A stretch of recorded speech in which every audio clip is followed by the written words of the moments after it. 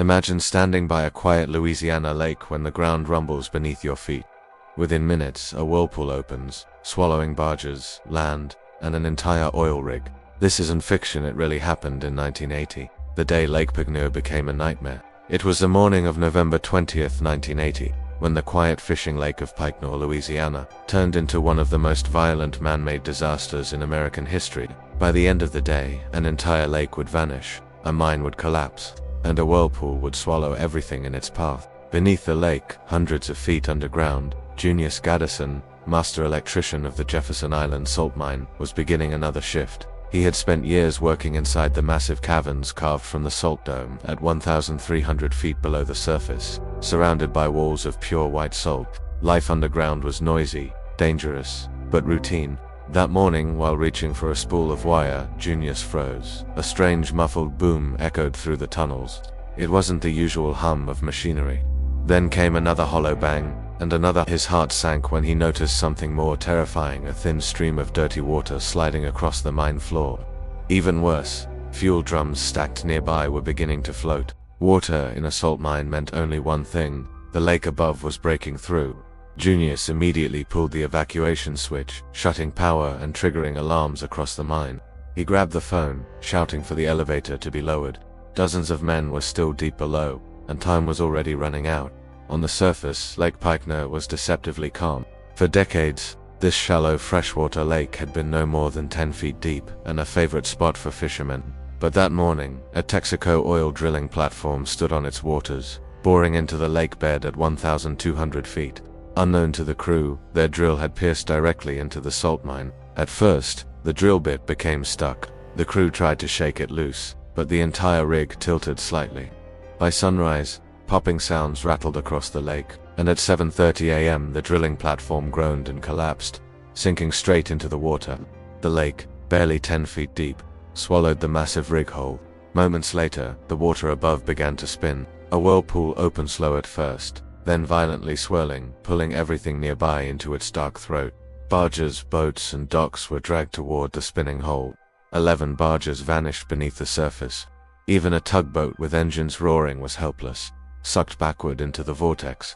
On shore, people screamed as the land itself cracked and collapsed. Trees fell, entire gardens slid into the abyss, and 65 acres of earth were devoured. Deep underground, panic consumed the miners. Water poured into the 1,500-foot level like a rushing river, dissolving the salt pillars that held the mine together. Salt mines don't just flood, they melt.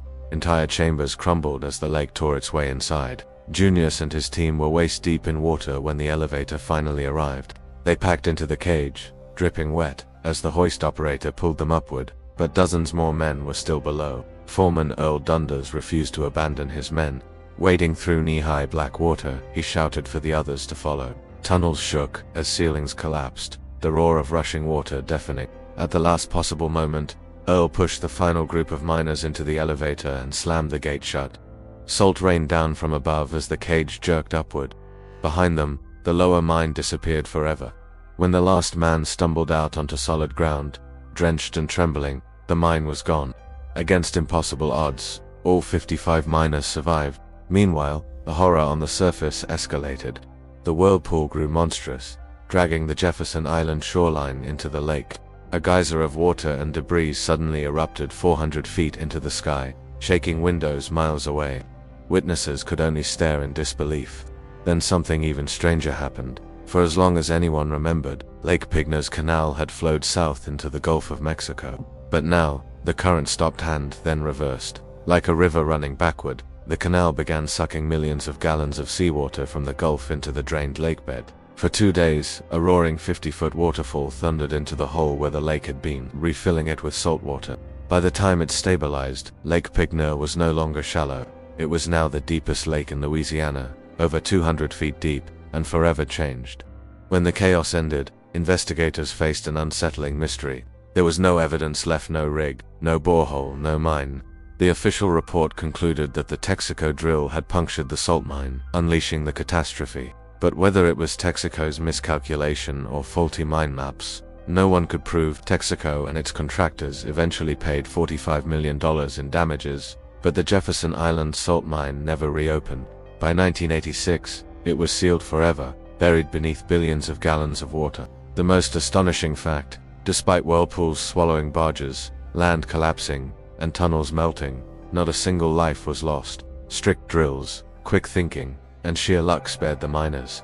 Yet for those who watched the earth consume an entire lake, the memory never faded. To this day, Lake Peigneur remains eerie and unnatural. Its waters are salt instead of fresh, its depths alien compared to the peaceful pond it once was.